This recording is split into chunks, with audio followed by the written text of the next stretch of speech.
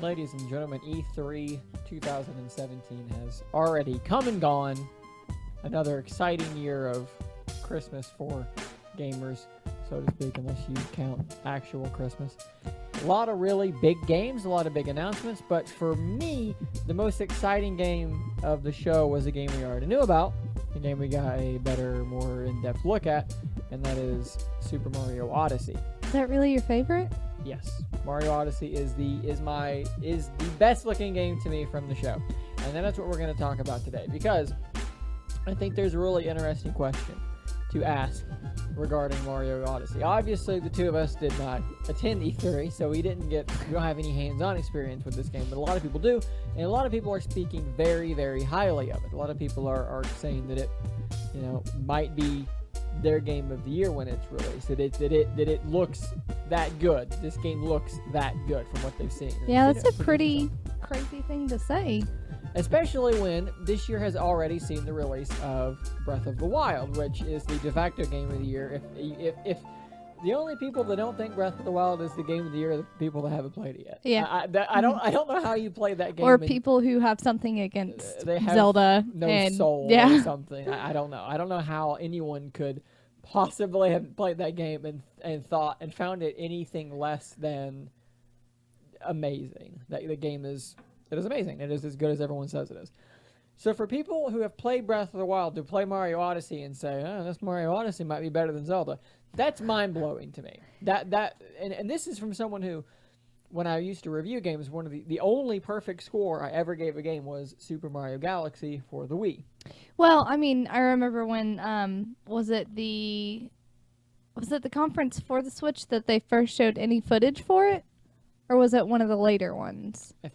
I don't remember. But this is only, I believe, correct me if I'm wrong, but I believe this is E3's trailer and then the gameplay footage that's come out from different people. I think this is the second time we've really got to look at the game. Yeah, I got to say that I was pretty much on board from the start, because the footage that I saw, I was like, oh, this could be like another really weird themed Mario game like Sunshine, which is of all time my favorite Mario game. I know a lot of people are probably like, what? But yeah, it really was my favorite Mario game. I thought that the theme was perfect. The mechanics were really fun. Flipping around, using Flood, the little water vacuum person. It's not a person, it's a robot. Hey, robots are people too. Robots are people Didn't too. you see the trailer for Detroit Become Human? I did. It scared me. Vacuums are people too. Anyways, I remember being very excited about it. Seeing him run around in a little, I forgot what it's called, but it's like a poncho and a sombrero. There you go. Right there. And I was like, this is crazy. And I don't remember you being that excited. Well, because the initial trailers were so strange that I was like, I don't know what I'm going to be doing in this game. The eyes on the hat. This trailer showed us. Well, it's you're throwing your hat around and you're possessing things, and then now I'm seeing gameplay much more clearly. And now that I know the gameplay hooks, or at least some of them, I understand the game now. Yeah. Now I totally am down, and especially hearing people who I respect talking about how that you can put your hat on a frog and be a frog with a mustache. Come on. I'm just throwing it out there. I was down with it before I even knew it was about a hat. But, the little frog with a mustache is so cute. That's just that shit right there. I like the idea of that, because that's some of my favorite things about Nintendo, is that with their puzzles, you do things you normally would not be able to do in a puzzle game, This looks so clever. It looks like, once again, they have reinvented their franchise. And for me, the last time that they really did this was Super Mario Galaxy, and that game was immaculate. That game was so good. So, let's just assume, for argument's sake, because no one has played this game at E3 and said, it's terrible. Everyone that's played it has said this game's amazing. So, if we assume there he is possessing a human man, which is a little weird. I don't care. Do it. If we assume that Mario Odyssey is as good as people are saying that it is, where does that leave us? That leaves us with, in one calendar year, Nintendo will have released one game that is definitely an all-time game, and potentially 2 all-time games in the same calendar year. Like I said, if Mario Odyssey is 80% of the way, if it's 70% of the way to Breath of the Wild, that is absurd that one company could produce, granted 2 different development teams, but one company could produce both of those games in the same year. That is absurd. My question is Mario going to make hats cool again? Maybe. Sombreros are going to be back, ponchos. Sombreros never left, Sombreros okay? are always cool. People like to make fun of sombreros, but you know what? To me, it's a regional taste, you know? It does the job of keeping the sun out of your eyes. I love it. It's functional. I can get into some hats, but anyways. I would love to know, because I tried to do a little bit of research. I would have had to spend hours digging through numbers, and I just don't have time for that.